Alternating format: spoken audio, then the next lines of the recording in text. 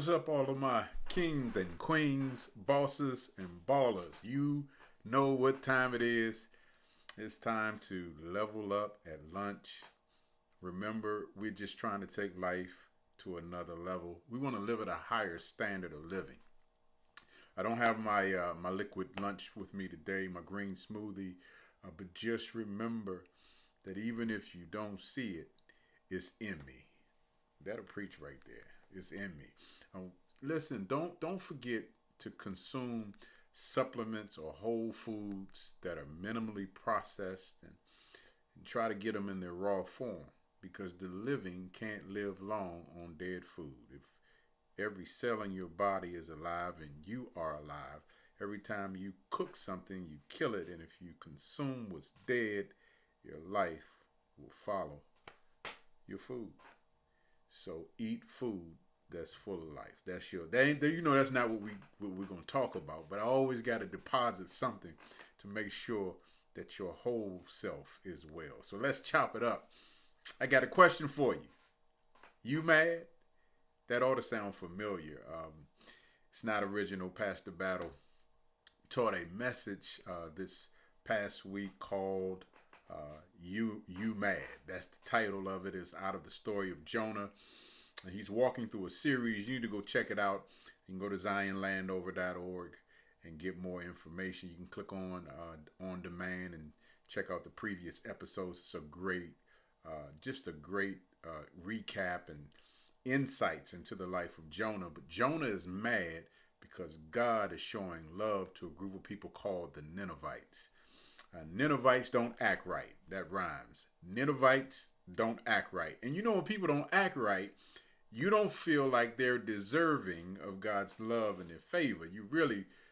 God, they need some divine retribution. Bust them in the head, Lord, and get them right. But that's not how God deals with them. So Jonah is mad at God's kindness. And in this message, Pastor Battle gives several points that were really helpful, but the one that really stuck out and what we'll focus on for our time is our feelings. It was point number 4. Our feelings are governed by our perspective.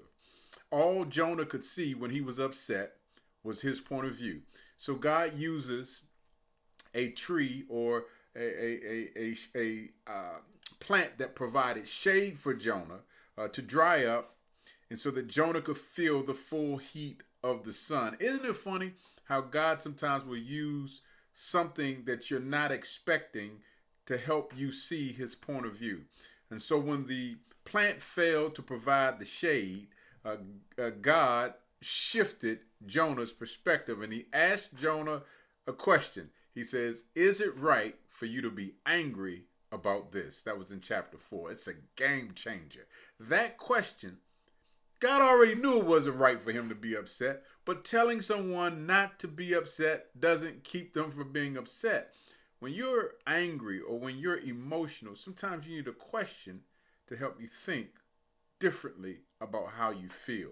So the next time you get upset, ask yourself, is it right for me to be angry about this?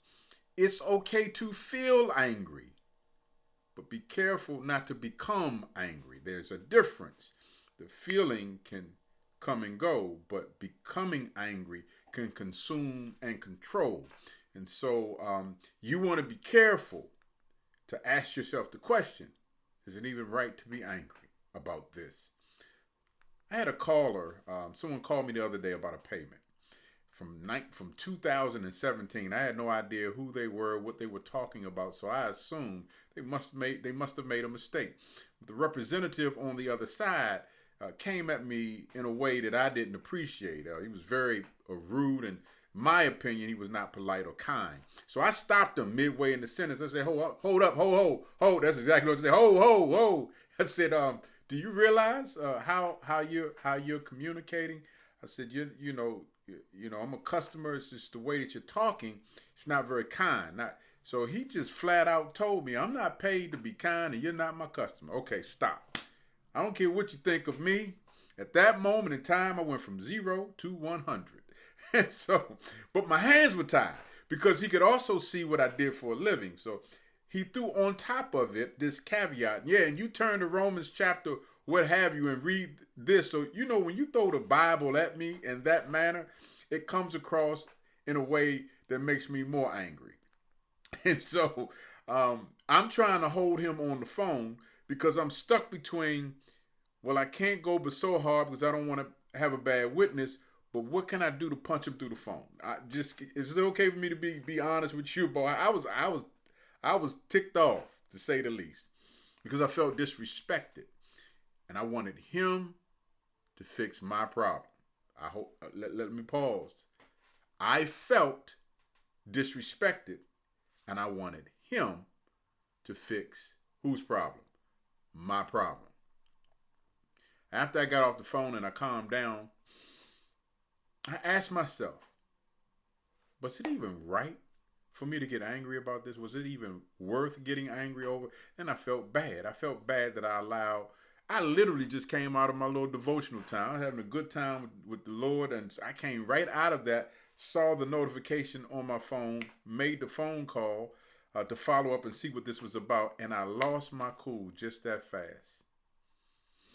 And I thought about this. Maybe this guy had several calls before me that had him on edge, so he may have called me on the defense to begin with. And when I thought about it, I called the guy back. And I asked him to forgive me for the prior exchange, and his tone completely changed. I want y'all to understand something. There's power in humility. That's how you handle anger.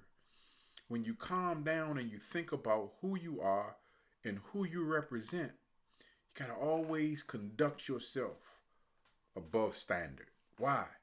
Because your response can control the room. This guy immediately changed his tone and thanked me for being professional. You see, anger does not produce the righteousness of God. I had to remember that the relationship was bigger than my feelings, and that who I represented was so important that I had to put God's view above my own. Anger can happen just like that. And so you prevent it by asking yourself the question, is it even right for me to get angry about this?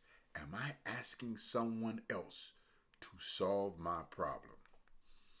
And if you miss it, because it happens, you lose your cool, it's never too late, or it's often not too late to go back and recover. Well, that's it for Level Up at Lunch. I hope that you consume this because you know and I know that you're going to be tested on your anger very soon. All right, I'll see y'all. Share this with a friend. Hit the subscribe button, like it, leave a comment below, and I'll see you next week.